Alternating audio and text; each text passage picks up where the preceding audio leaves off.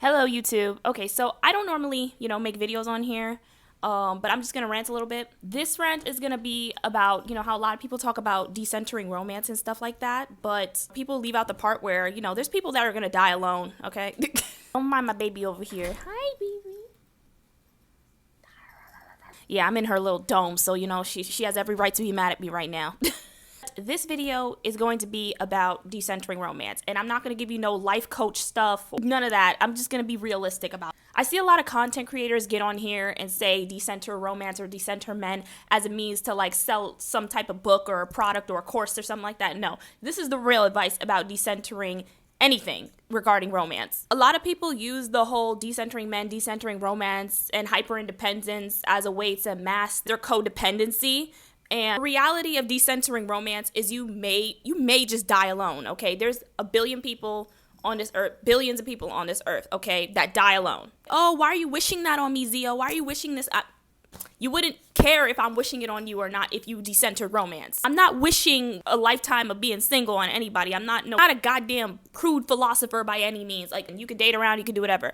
But sometimes you may die alone. You might not find the soulmate or something in this lifetime, and that is okay. You have to be okay with that. A lot of times for women, that means you might not marry a man. You might not marry the man of your dreams. Stuff might not happen the way you want it to. Stuff is happening the way you need it to be. That's what's important. People are going to be like, oh, well, I'm human. I need connection. I need this and I need that. You do have that. All right. If you have family, if you have chosen family, if you have your best friends, you have people that care about you. You need to be grateful for those people. You can't, center your life around something that is a possibility. You are more likely to get to the career of your dreams than finding somebody that's gonna be glued to you for the rest of your life. Anything could happen. They could pass away, they could cheat on you, anything. Like a lot of, people my age, younger people, they look at these older women like, oh, she's divorced, like she's sad, she's miserable and all that stuff. But when they were you at a time, at a point in life, they were you with all the hopes and dreams and the Prince Charming fantasies and all that other stuff. And now, reality hit them.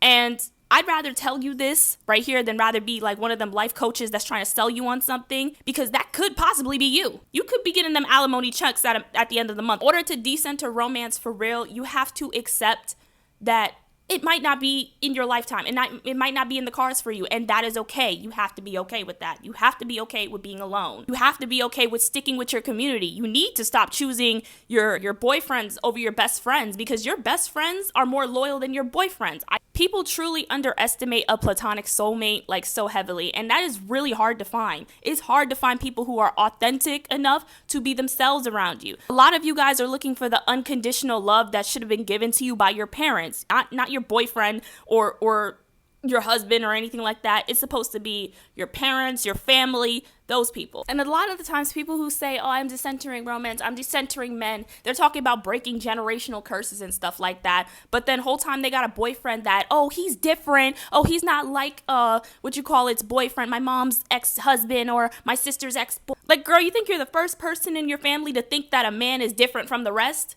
You're not. That's the generational curse, sweetheart. You didn't know? You gotta be okay, and I mean really okay, with the fact you might be that single woman in your 40s with 10 cats. And that's okay. Or who you fall in love with might not be exactly who you want it to be. A lot of you are trying to use astrology and stuff like that to find out if you're ever gonna find the love of your life, you're ever gonna find that husband, you might not.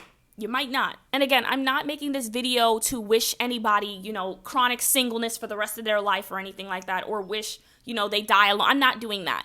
I'm letting you know that if you do, you're going to be okay. You have to be okay. And if you're not okay with that and you're chronically codependent, masking that with hyper independence for the rest of your life, you're not going to be all right. You're going to be just like the generational curses you're trying to escape. The biggest difference that could set you apart from, the generational curse is first accepting that you don't need romance to function.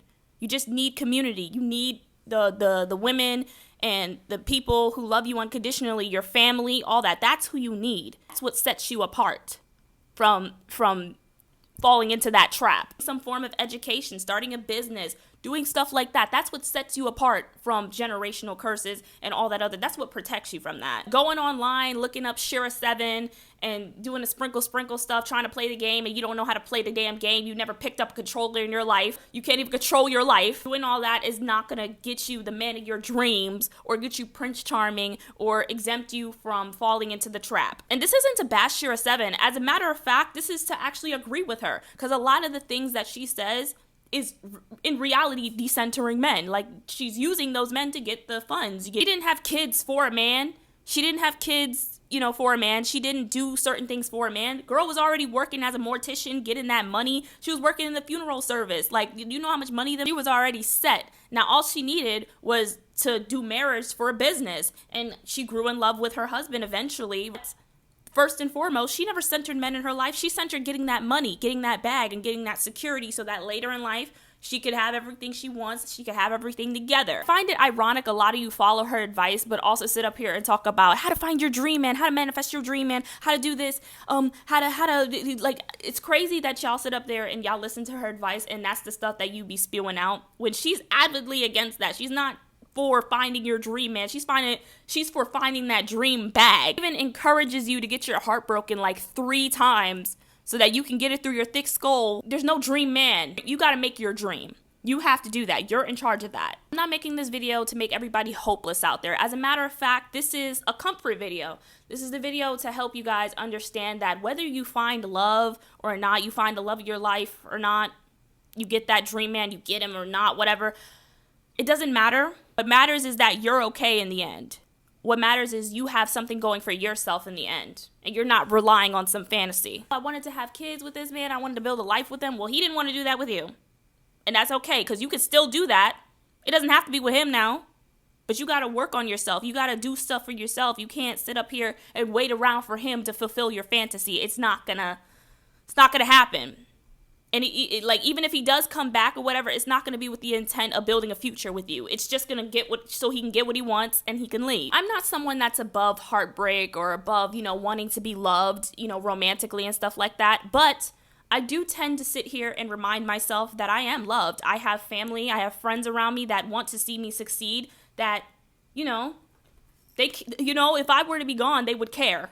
Okay, like if I were to up and leave and never come back, they would care. They would go looking for me. Okay, knowing that I have that love in my life, that's just enough to be fulfilling. And if you don't have something like that in your life, have something that you can own, like a license or a business or something like that, because that belongs to you at the end of the day. That could never do you wrong. You could never go wrong with getting a degree or a license or going to trade school. I went to trade school. I went to cosmetology school. I got a license. That belongs to me. Nobody can take that from me except the state if I violate anything. That knowledge, that stuff I got from school, all that is to build my career. Nobody could take that from me, ever. That is guaranteed. You possibly finding the love of your life and living in a sugar castle, whatever, is a possibility. You can eat all the grapes you want under the table in New Year's or whatever the hell. Life is on divine timing. If it was meant to happen, it was meant to happen. If it's not, don't force it. If it's not for you, and you want to make it for you, at least make yourself a foundation where that could even thrive. Because half of y'all are still, struggling. We're all struggling. The economy is messed up. Y'all got y'all priorities all messed up. Real decentering romance is understanding that if you don't fall in love, if you don't meet your person or whatever the hell, or you don't have a person in this lifetime, that isn't like the main focus of your life. That's what it is. Decentering romance is making sure that is not the focus of your life. Because the focus of your life, first and foremost, is you. I really blame shit like Disney Channel and all these romance, these rom-coms and all that stuff from giving us all this propaganda from when we were younger and stuff like that. But we need to wake up and smell the coffee, okay? It's only so much we can blame on Disney. Yeah, they spread the propaganda, but now we know the truth, okay? The truth is right in your face. I'm going to say this one last time so people don't get me misunderstood. I'm not wishing chronic singleness on people. I'm not. Okay, what I'm saying is whether you do end up dying alone or whether you end up being with the love of your life, you're gonna die, okay? Shit don't matter after you dead. World's still gonna spin. The world's still gonna go round. But guess what? If you die with a community around you, you're more likely to die with a legacy. And that will be way more meaningful than dying with a man and not dying alone. Half the time, y'all bitches are not alone. Y'all are not alone. You just think you're alone because you're not having somebody cracking that back every night. And that's okay. Hormones, they do their things, all right? Ovulation, That's just no joke. But it's not the end all be all. You can still have sex. You can still do all that, but that love shit is not supposed to be the center of your life. This is not a video telling you, oh, you have options. You probably have no options. You probably don't. You're probably asked out, and that's okay. You're gonna be okay. So that's it. Thank you guys for watching. I know this video was a little controversial, and I'm gonna give y'all some aftercare. Listen, you may or may not find love, but it's gonna be okay. Okay? So, bye!